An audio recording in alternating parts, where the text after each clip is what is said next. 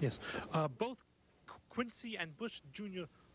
lost the popular vote, and Quincy Adams also lost the second term.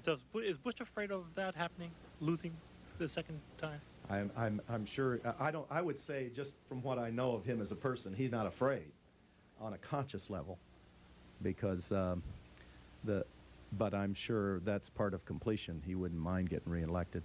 I mean, the Bush family have always been, a part of them has always said, I don't need this. I can walk away from this. Of course they must, on some level, really need it, or they wouldn't do it. But I remember I was with Neil even the first time that Senior was going to run, and Neil was saying, he may not run. He was talking to Mom the other day. He may not run. So I think this is a device for them to say, I don't need this, so that they aren't hurt so bad if they have to walk away with it. So I doubt if GW is afraid of it, but at some level I'm sure he wants it.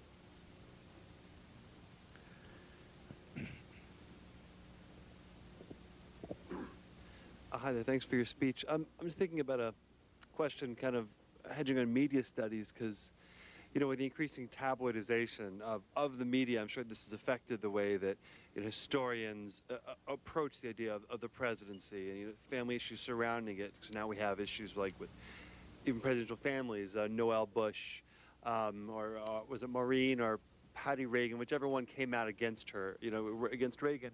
Prior to this period post-Watergate, is there a sense of presidential children betraying or rebelling from, the cultural legacy of their fathers?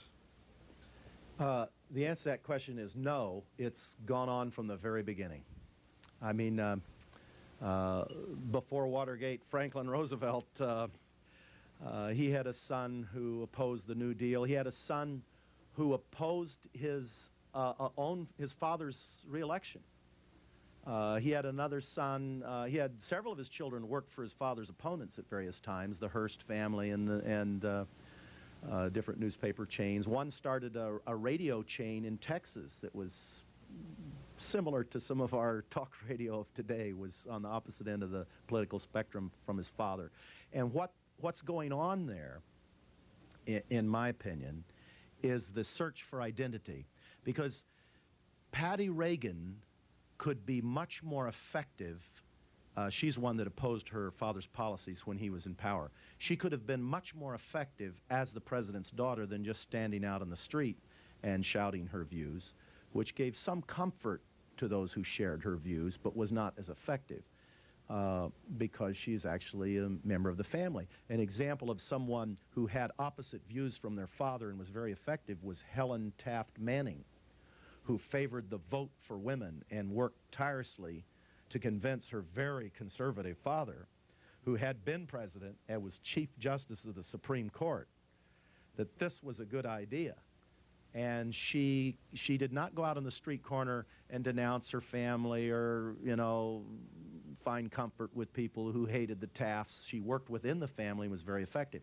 So I'm not criticizing the child who does attack the president. I'm saying that happened frequently in history, and in my observation, it usually happened not primarily because this political issue was as important to the child as it was that the child is saying, I am me, I am not you, I am me, and is searching for identity, because the president's celebrity smothers their identity. Two things constantly in conflict with these children, as they are with us: intimacy and identity.